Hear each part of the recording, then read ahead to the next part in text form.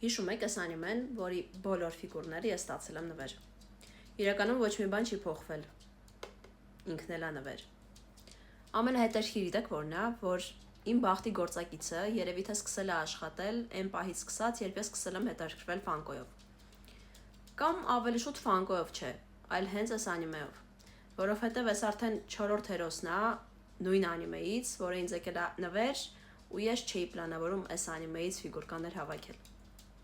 Չէ, ոնց չէի պլանավորում, ունեի մի հերոս, որը պատվիրել էի չեյզի հույսով, ինքը ինչ չեյզ չեկավ, բայց եկավ նվերների տեղատարապով։ Այս հերոսուհին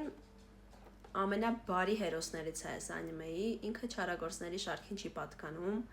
ինքը սովորում է, ինչպես նաև իմ ունեցած երկու ուրիշ հերոսները, հենց այդ Գերոյսկի ակադեմիայում, ու ապագա հերոսուհի է, ինքը ձայնի միջոցով է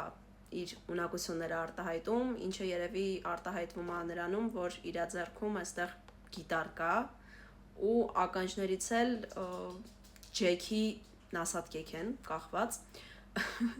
իրականում շատ տարօրինակ է այդ ամեն ինչը դիտելը, բայց եթե անիմեն նայեք կհասկանաք, թե ինչքան լավն է ինքը ու ինչա вообще ներկայացնում իր ունակությունը իրենից։ Եվս մի giveaway, որ ես հաղթել եմ My Геройская Академия անիմեից։